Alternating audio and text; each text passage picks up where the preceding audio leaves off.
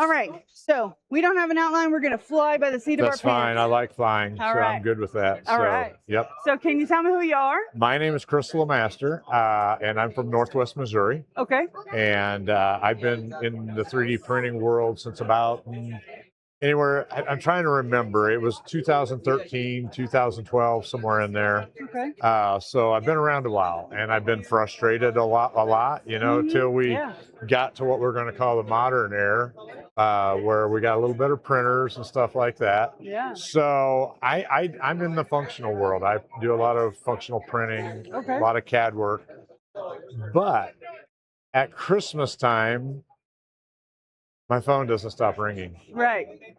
And so that's how we come up with what we're about to talk about. Okay. I created a little software program called PrintWise 3D. Okay.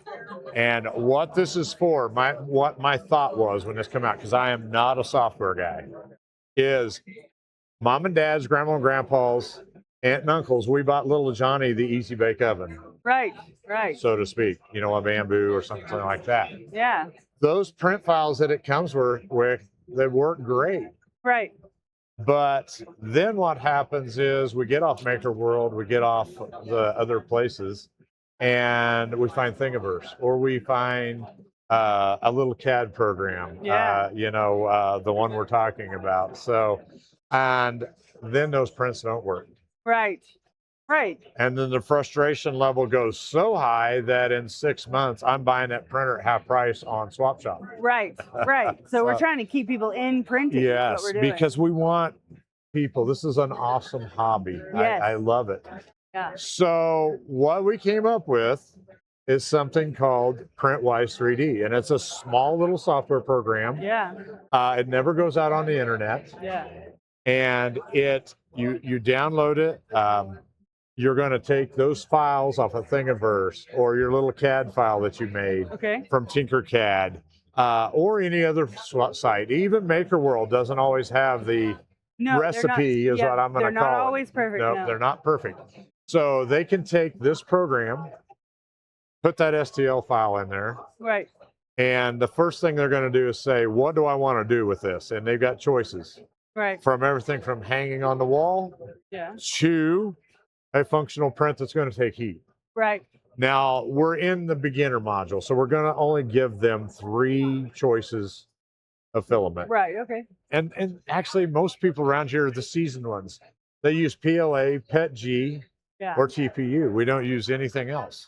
Yeah. So what happens is they put that file in, they choose what they want to do with that file. Yeah. And then the file or the program actually takes and looks at, through engineering rules, we baked in the FDM engineering rules. Right, okay. And the first rule being it has to be strong no matter what. Right. So it compares that to that file, and then what it gives us is how to put it on the build plate. Right, okay. The minor settings for your Orca slicer or your Prusa slicer or Creality slicer. And then at the end, it gives a long list of those slicer settings we need to choose to make a strong print that when we take it off the plate, when we take that, Nerf blaster or whatever little Johnny decided to build, it's not going to fall apart in his hands. Right. Okay. All right. So it's helping them know how to evaluate a print for printability. Exactly. Specifically. It's not like I've been telling people today.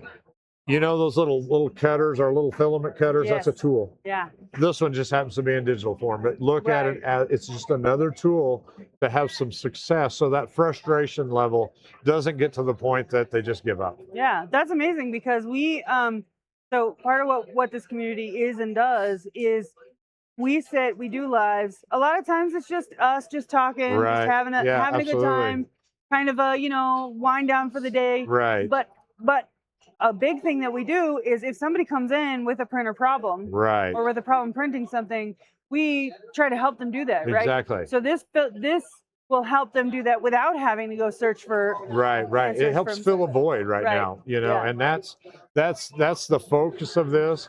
right now we're actually in beta testing. That's what I'm doing this weekend at Rocky Mountain. I bet I have 100 or better beta testers right now. Yeah. So, which is good. That tells me there's a need out there. So that's what I was looking for. Yeah, absolutely. So yeah, we can bridge the gap. Now, don't get me wrong. I don't want them not getting a hold of us. I'm part of the Kansas City maker community. Okay. I love fielding those questions. Yes, yeah. Because we inherently love to help people in this community, don't we? Yes. That is what we do. Yeah. You know, but this is in the middle of the night, or you know, I'm trying to work on this, and it's an educational thing too, because they'll start seeing patterns of this is how a print should be. Right. They don't even have to go to the software; they can go right to their slicer. Right. Eventually, you do it enough times, you're like, oh, you know what? I know that if this is between this and this value, that's what's happening in this trouble that I'm having. So I can just go do it. And your software has told them that enough times that it's like, oh, this is how I get it now. And right now we're in the beginner stage. Here in a month or so, we're going to try to release an intermediate stage where we're going to add those ABSs, ASAs, maybe polycarbonate. I don't know on that one yet. And a few glass or carbon fibers of those derivatives and the PLA. Then our last module we want to add to this is the actual advance. And that's where we're going to take all our engineering filaments, probably not peak, but those that we can afford, and actually be able for even our seasoned veterans to analyze that print, because there's times that I've done a little playing with our deal. Stuff I think is strong and I need to get, for what I'm doing, it's not. Right. So it's going to even help us seasoned veterans choose that proper filament, choose that orientation. Infill is a big thing. A lot of people think 100% infill is the strongest thing in her. Actually, a lot of times it weakens a print. Oh, really? Yeah, so it's going to give you that and even the basic gives you the best infill, the best pattern of infill. And to make that part strong. That's always rectilinear though, isn't it? No, it's not. Cubic? Gyroid. Sometimes triangles, so it depends on what the print is, how it's shaped, and what we're going to do with it. So I do a lot of adaptive cubic. I probably just set everything to adaptive cubic and leave it. It depends though. Probably not a good idea. Sometimes I do triangles come out stronger. Oh, really? Okay. Yeah, so it just depends on the part we're printing. But that's what we're trying to do. And if you're interested, printwise3d.com is my website. All right, that's there's a little deal you can fill out and get updates. Honestly, for the beta test, I've got so many from Rocky Mountain, I think I got enough now to take a look at it. But if you want to follow along, if you're watching this, you're just getting into 3D printing, this is a tool that will help you, I guarantee you. And it sounds like it would help whether you've been you're just now brand new or years ago you started. I got to give you an example. Over there right now, my little 3D or my little mini Prusa that I literally bought the swap table because they told me you need a printer to show people what's going on. So it's not been tuned or nothing, but it's giving great prints. So, but anyway, I actually do a taco holder. We usually give them away, or sometimes there's some packages we do. Well, we do love tacos. Yes. Yeah. And so I always print them on their side and print 100 at a time. Guess what happens to those holders when they hit the floor? They shatter. They shatter. So I thought this morning, I'm going to run it through the program. Of course. And it prints them setting up. Now, I'm not going to print as many taco holders, but when they hit the floor, they're not going to fall apart. Right.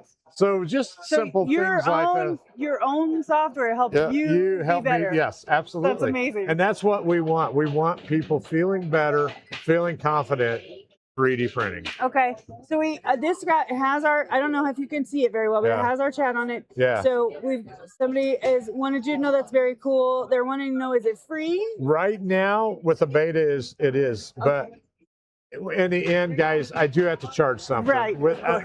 Because I've actually taken away from my engineering printing to do this. So there's going to be some compensation. I will tell you, it's going to be under $20. Okay. So, like I say, it's a tool. We buy tools for more expensive. So one-time cost. One-time cost, a lifetime license. Awesome. That's amazing.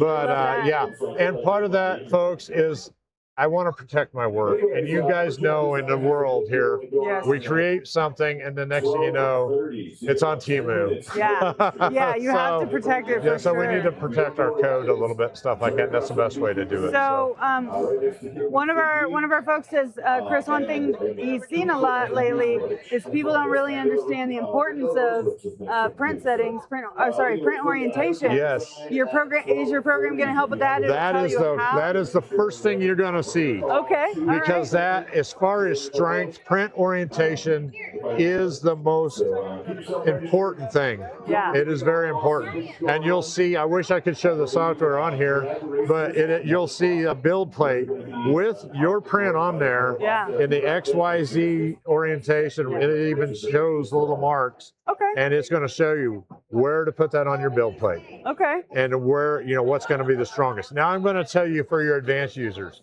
I know a lot of us will set stuff at 45-degree angles. Okay. It is not going to show that for a beginner because there's some stuff we got to add to that when we start doing that. And yes, that does make a very strong print when you've got a cylindrical object or something like that. Okay. It's not going to show that for beginners. In our intermediate, we'll introduce that. But we're trying to get our youngins, so to speak, to love 3D printing. Absolutely. So so we put some rules in there to keep it basic. Basic. Yeah. And that's why when we do go to market with it, it's going to be basic pricing. I'm just telling you right now. Okay. I'm not trying to make a living on this, but I do need to say the same thing as everybody. Yeah, I mean, you have overhead. Yes. You have to cover. I mean, overhead coming to shows, overhead, I had to, buy a website, all that. So, so we want a little bit of compensation, but we're not going to, break the bank here. So when we do introduce it. Yeah.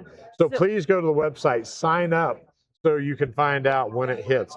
I will tell you, I want it on the market before we go to East Coast, or not East Coast, I'm sorry, Midwest. Okay. Yes, so that's in June. So everybody, it's going to hit the market before June, hopefully. Yeah. So, Tech Jeeper says perfect, making it accessible yet sustainable is great job. Yes, thank you. That's amazing. Thank you. He also says, heck, I'm not a beginner, I'm just lazy, and this sounds amazing. You know what? I've been doing the same thing, guys. That's what I've been doing, so I love it. Yeah, it's just, now I do say, it is minimum settings, guys. Yeah. Now, you're going to have to do some tweaks because of your filament. I mean, we all use different filament. Filament's a big thing, and I don't even want to start on that one because I even have a company I use, and you'll have little tweaks between rolls. Yeah, you will. Yeah. So it just happens like that, guys. So the filament settings we might have to tweak. But your baseline settings to get a print to now I'm not going to tell you it's going to stick to your plate. I am going to put a plug, Khedive. I was going to say our friend Bill has a plate that it will stick to. Exactly. For sure. And I'm serious. I am singing the anthem of Khedive right now because that little mini over there, I had a little problem with it, and I was printing PCTG with a cold plate. Yeah.